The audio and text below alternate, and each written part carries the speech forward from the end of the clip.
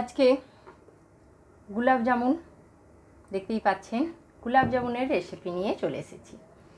ছোট বড় আপনার আমার সকলের পছন্দের এই গুলাব জামুন যেমন দেখতে হয়, খেতেও ঠিক তেমনি অসাধারণ।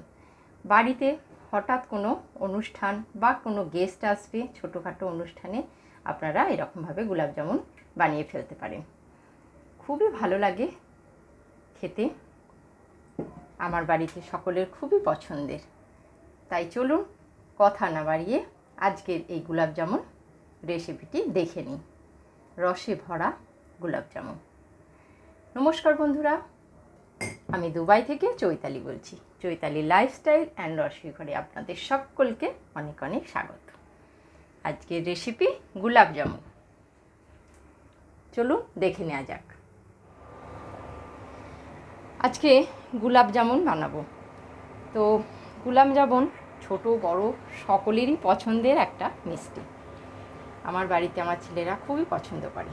তো আমি গুলাব জামুন পনির দিয়ে বানাবো, শুধুই পনির। আর এখানে আমি 300 গ্রামের মতো পনির নিয়ে নিয়েছি। দুধকে ছানা কাটিয়ে ঘরেই আমি এটা ঘরে বানানো পনির। তো পনিরটা আগে হাতে করে খুব ভালো করে এখান দিয়ে এরকমভাবে মশল দিয়ে এটাকে একটু মসৃণ করে নেব বা মাখিয়ে নেব। খুব সুন্দরভাবে আমি এটাকে মসৃণ করে মাখিয়ে নিয়েছি। এখন এই পনিরের সাথে কিছু জিনিস অ্যাড করব।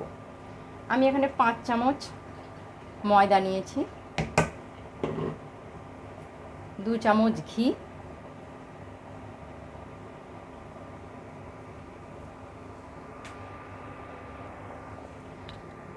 1/4 চামচ বেকিং পাউডার, আর এখানে নিয়েছি 4 চামচ চিনি। সব কিছু দিয়ে আবার আমি এটাকে খুব সুন্দরভাবে মাখিয়ে নেব। একটা ডোর হবে, যেমন রুটি লুচির ডোর হয়, ঠিক সেরকমভাবে একটা সুন্দরভাবে মাখিয়ে নিতে হবে। খুব সুন্দর একটা মসৃণ ডোর বানিয়ে নিয়েছি, দেখতে পাচ্ছেন নরম। তো এটাকে এখন আমি 30 মিনিট ঢেকে রেখে দেবো। বেকিং পাউডার আছে আর ডোরটা সেট হতে 30 মিনিট টাইম লাগবে। আর গুলাব জামুনের জন্য আমার চাশনি লাগবে। তো চলুন চাশনিটা বানিয়ে নেওয়া যাক। আমি এখানে একটা প্যানে চিনি নিয়ে নিয়েছি, 1.5 কাপ চিনি। এই কাপেরই 1.5 কাপ চিনি নিয়েছি। আর আমি দেব 1 কাপ জল। গ্যাস জ্বালিয়ে দেব, চিনিটা মেল্ট হওয়া পর্যন্ত অপেক্ষা করব। চিনিটা মেল্ট হয়ে গেছে। আমি এখানে 2টো এলাচকে একটু কুটে নিয়েছি, সেটা দিয়ে দেব। খুব সুন্দর গন্ধ আসবে। আর একটা লেবুর স্লাইস নিয়ে নিয়েছি, 2-4 ফোঁটা দিয়ে দেব। এতে কি হবে, রসটা বসে যাবে না। গুলাব জামুনের রস কোনো তার বান নয়, জাস্ট চুপচুপাপন হলেই হয়ে যাবে। রসটা চুপচুপাপন এসে গেছে, আমি কিন্তু গ্যাস বন্ধ করে দেব।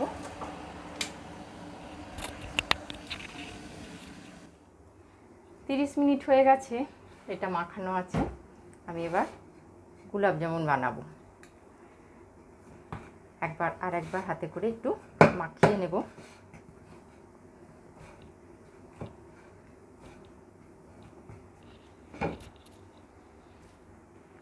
ছোট ছোট এরকম সাইজের আমি নেব। আপনারা ছোট বড় আপনাদের পছন্দ অনুযায়ী সাইজগুলো করতে পারেন।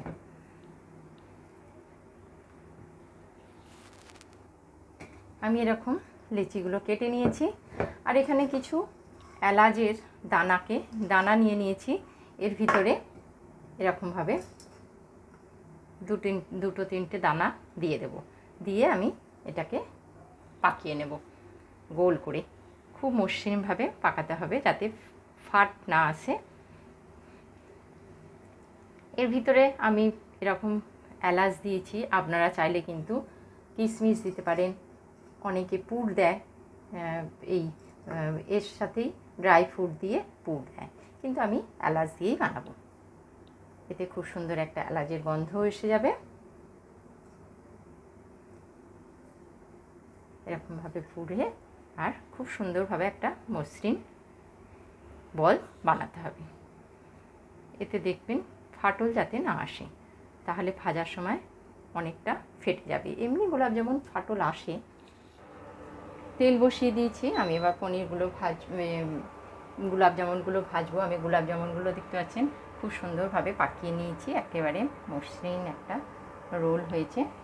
আর তেল বসিয়ে দিয়েছি গ্যাসে। তেল কিন্তু খুব বেশি গরম হলে হবে না, হালকা গরম। তো আমি এবার একে একে গোলাপ জামুনগুলো আর একবার হাতে করে রোল করে দিয়ে দেবো। এই যে গায়ে 2-4টে করে বাবুলস আসছে, এইগুলোই এরকমই তেলটা গরম চাই। খুব বেশি গরম হলে উপরটা কালার এসে যাবে কিন্তু ভিতরে কাঁচা থেকে যাবে। খুব হালকা গ্যাসে করতে হবে। আমি একে একে সমস্ত ছেড়ে দেব। আমি সমস্ত কিছু কিন্তু দিয়ে দিয়েছি, দেখতে পাচ্ছেন 300 গ্রাম পনিরের 14টার মতো গোলাপ জামুন এসেছে। আর সাইজগুলো এরকম, খুব বেশি বড়ও না আবার খুব ছোটও না, মিডিয়াম সাইজের। সমস্ত গোলাপ জামুনগুলো ফুলে উপর দিকে ভেসে উঠেছে আর সাইজেও অনেকটা বড় হয়ে গেছে, দেখতে পাচ্ছেন। আমি একটা এরকম কাঠি নিয়েছি, খুন্তি বা কিছু দেব না, এতে ভেঙে যাবে, খুব নরম এখন। এটা দিয়েই হালকা হালকা করে আমি এগুলোকে একটু উল্টিয়ে দেব।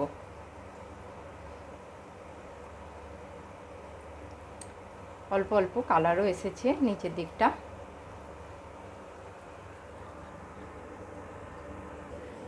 অনেকটাই কালার এসে গেছে, কিন্তু আরেকটু কালার হবে। তারপর আমি এগুলোকে উঠিয়ে রসে দিয়ে দেব। এরকমও তোলা যায়, কিন্তু রসে পড়লে এগুলো আরও হালকা হয়ে যাবে। তো সেই জন্য আরেকটু কালার আসবে, একটু উল্টিয়ে পাল্টিয়ে দেরি হবে ভাজতে, কিন্তু গ্যাস ধিমে দিয়ে তবেই এগুলো ভাজতে হয়।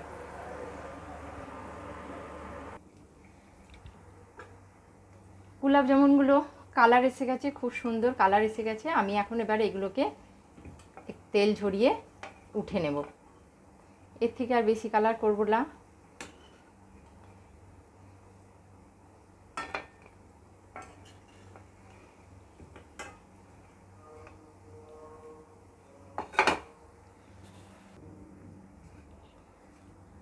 আমি সমস্ত উঠিয়ে নিয়েছি, এবার আমি এগুলোকে রসে দিয়ে দেব।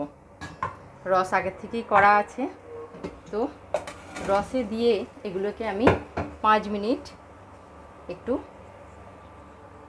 হাই ফ্লেমে ফুটিয়ে নেব।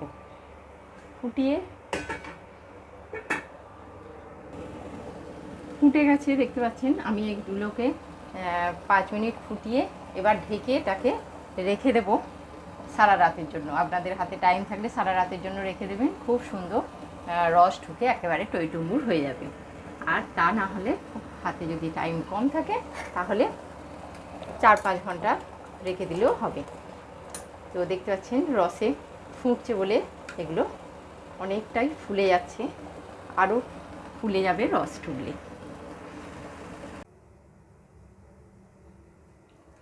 আমি সারা রাত গোলাপ জামুন বানিয়ে রেখে দিয়েছি রসে, দেখতে পাচ্ছেন একেবারে রসে টইটুম্বুর, খুব সুন্দর দেখতে হয়েছে। চলুন দেখে নেওয়া যাক কীরকম হয়েছে। আমি কেটে দেখাচ্ছি।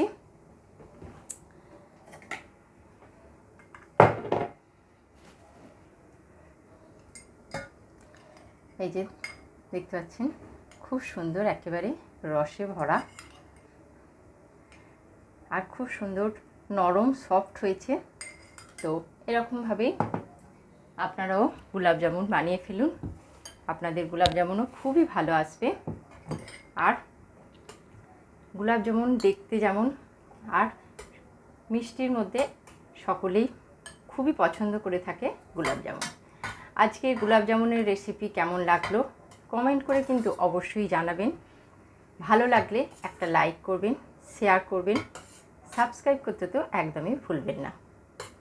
আপনারা চাইলে আরেকটু হালকা কালারও করতে পারেন, আবার কালো জামুন যেটা বলে আর কি, সেটারও করতে পারেন। তো আজ তাহলে এই পর্যন্ত, আবার দেখা হবে অন্য কোনো নতুন রেসিপির সাথে। সকলে খুব ভালো থাকবেন, সুস্থ থাকবেন।